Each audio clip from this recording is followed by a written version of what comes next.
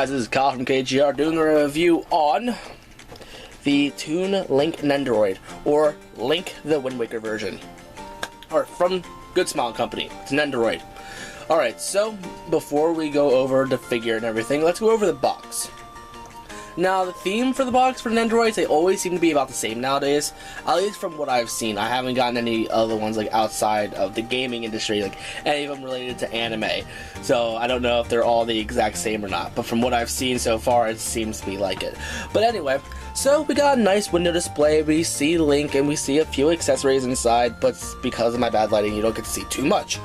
Alright, also we got one of Link's poses right here. We got 413 is pretty much the number, like the character number, I guess.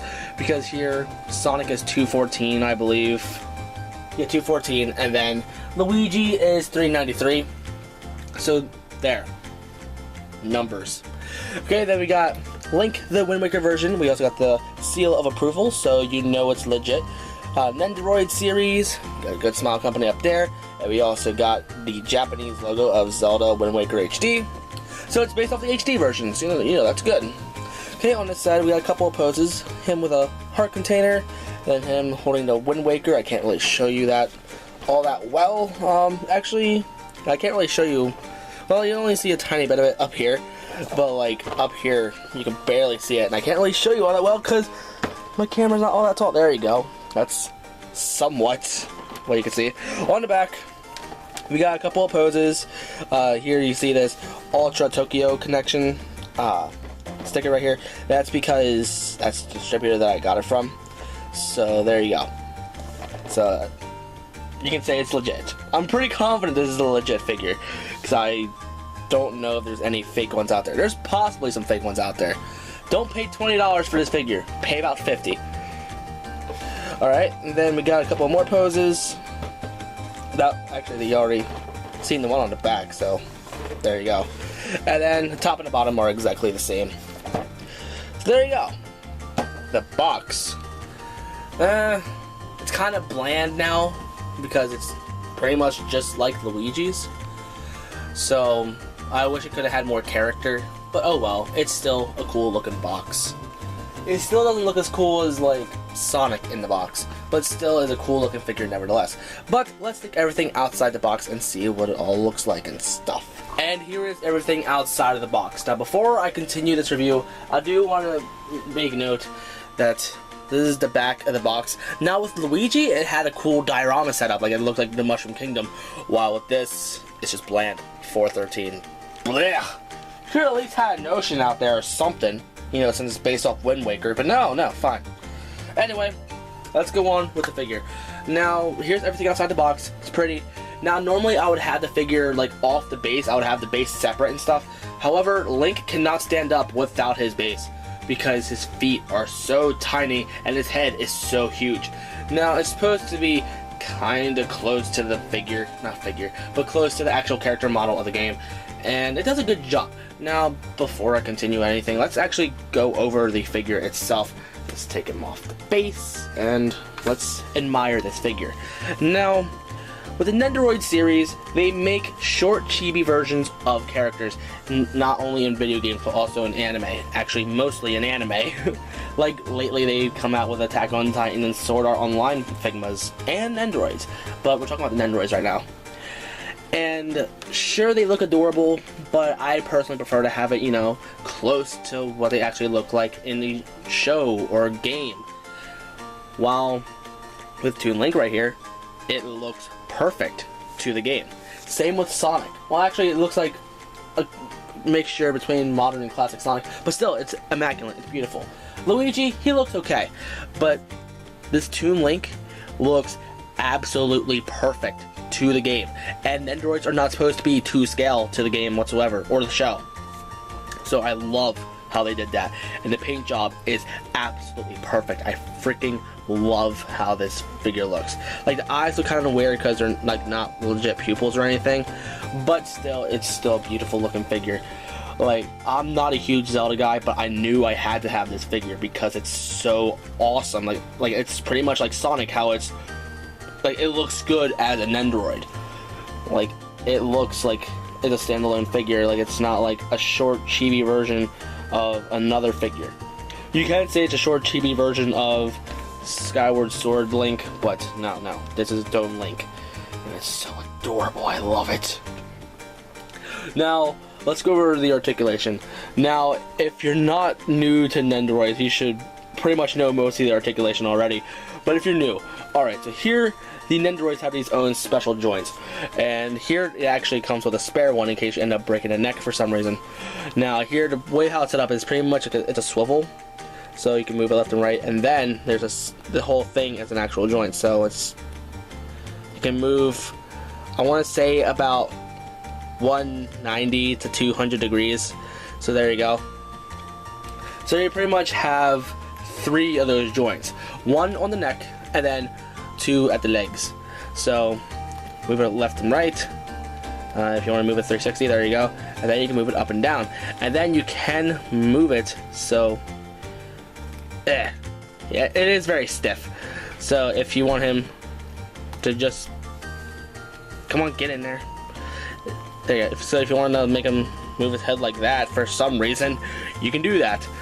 Now, it would be more convenient for it to actually be a ball joint, but oh well, you know. I was about to say there we go, but no, apparently not. There we go, finally. Okay, so we got that joint. Okay, then we got swivels at the shoulders, and then also at the wrists. Now here, the Sonic Nendoroid had pretty much a tiny version of the joint like this around his wrists, so it could kind of be like a ball joint, you know. So it kind of sucks how they didn't have it on this figure, but oh well, it works. And then again, those kind of joints are on the legs, and also we have a hip swivel, which is really cool. It's not too necessary, but still it's there. And that's pretty much it. Like, there's no elbow, no knee articulation. Now, I wouldn't expect knee articulation, but there are some Nendoroids out there that actually have elbow and knee articulation. Like, there's Amazing Spider-Man, and there's also the Colossal Titan. There might be more, but I don't know, because I don't keep up with the Nendoroid series that much. Just figures that look cool to me. So, there we go. It's a beautiful figure. Also, the hat has articulation, too. Like, at least with the Figma Link, you can actually see it move a lot. But with this, it doesn't move all that much. It doesn't make too much of a difference. But still, there's a small difference. Now, anyway, as I said, it cannot stand up by itself. Now, the base, it kind of reminds me a lot of the Sonic Nendoroid. However, the base itself is actually smaller, so they're using less plastic, so they're going a little bit more green. But here, the arm is just like Luigi's, where it has this special tip up here where this thing can actually come out. But I don't recommend actually pulling it out, just keep it in. Because right now, it is actually kind of tight, and you want to keep it tight, because if it falls out super easily, you're not going to have a good time. So let me just put Link back on that base. There we go. Because he's all about that base, no trouble. I know, that's a dumb freaking joke. Okay, but anyway, let's go over what else he comes with. He has a little heart container, because, you know, it won't be a Zelda adventure without a heart container, and it's really cool. I love it. And then we have 3 extra faces. Right now, this is just standard board face, I guess. Then this is his shouting face when, I guess, he's about to fight, or when he's, you know, getting hurt, I guess. Nah, I wouldn't say getting hurt, because that's probably a different face as a whole. Then we have him smiling with, you know, the inside of his mouth coming out like, hey, yay, something's happening, or I don't know. And then I want to call this the curious face, or the peeping Tom face, where he's like looking over his shoulder like, people's talking smack about me. Well, I'm about to save the world, so they can just, you know, screw themselves. And then we got this small little stand right here. This is mainly for the heart container, so you just pop one end into the heart container, and then another piece right at the base. Now, also I do want to mention on the base, it has that thing with the Sonic Nendoroid where only a few of them are usable, 4 of them are just way too big. And I hate that. I hate how they do that. It's so stupid. But anyway, here we have 2 extra arms. Let's just take the hands out a while. Where they're actually bent and they actually go out more. So that's really cool how they do that. And then we have a bunch of hands. We have a set of open palms, and I bumped the camera and I apologize. We have a set of open palms already set up. Then we have this hand that's just another hand, but I guess it's supposed to be matched with the Wind Waker hand, which is actually right here. Now the Wind Waker hand, it's actually it's the hand with the Wind Waker on. You can't pull it off. So I wish they would have made it a separate piece so you don't end up breaking it that easily, but I guess pulling it out and stuff would end up breaking it maybe, but I don't know. I guess they're just trying to make it more convenient, or make it so you don't even lose the Wind Waker. So I don't know if I should be thankful or if I should be taking points off. I don't know, I'm just gonna make it neutral, you know? Okay, then we have a couple of hands. Now we got this hand and this hand, I think. Okay, some of these hands are like this hand's actually made for holding a sword, and I guess so is this. Like here they have tiny dots on them, so you can hold either a sword or a shield. But this one's actually bent over more, so it's actually meant like he's supposed to be like swinging the sword, I guess. And then another one. We got one only on the other hand. Like we have two for the left hand, and then we got this one for the right hand. So there you go. And then we got two bent legs. So if you want to have them running, I guess, or if you want to have them in a mid-air pose, wherever floats your boat. Then we got this little stand right here. At first I had no idea what this is for, and apparently it's actually to help hold this slash effect. Now the slash effect is supposed to be for the sword, and as you can tell, it's not really all that even, but it's supposed to be like he's like going up while he's doing the slash. So there you go. But anyway, here's his shield. It's very well detailed. I actually love the attention to detail to this thing. It's beautiful. Then here's the back of it. Again, plenty of detail, and this thing actually has a little ball joint. So when you actually go to put it on the hand, I recommend you actually take it off, because then you can put it on a lot easier without snapping this thing.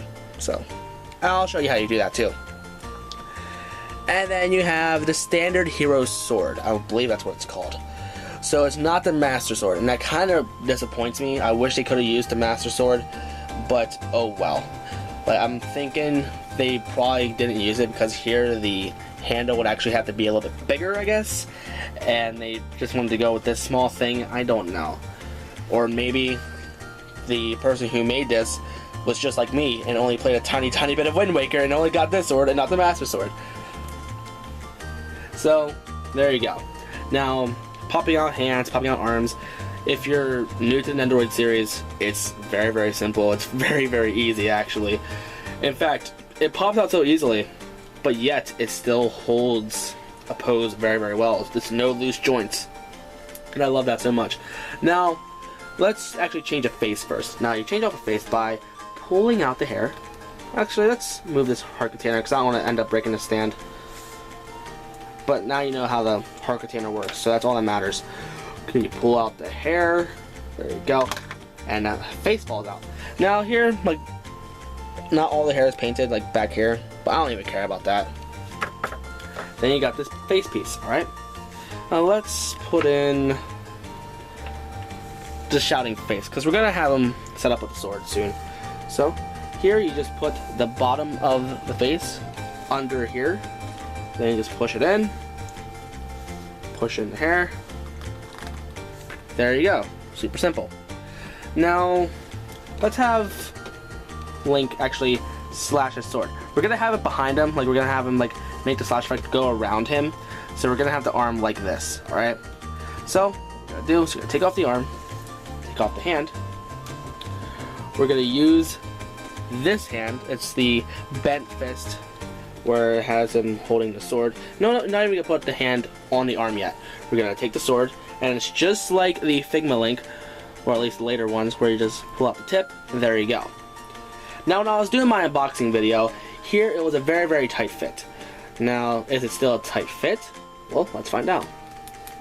You do have to twist it a lot, but since this is very tiny, be extra careful with this, because it could snap super easily, and that would not be good. So let's take the arm that we had earlier, there we go, put it in. Now when you put in the hand with the sword, I don't feel like it fits in all that well, no matter how much you try to adjust it. So if the hand falls out, it's probably because it's not in right, and it's mainly the sword's fault, unfortunately. Alright, so now we put that back in the shoulder. There we go. And the slash effect just goes right through the sword. Here we got like a diamond cut right here, and you just slip it through the sword. There you go. And it just wraps around Link.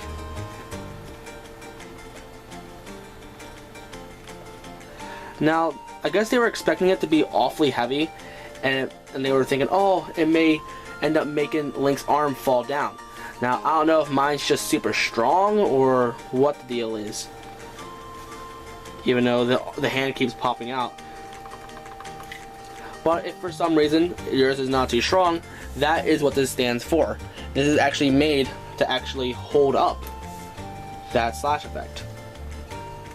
So you just pop it in onto the base, and then you just set it up like that. So there you go. And then you want to set up the shield. Let's actually use a bent arm.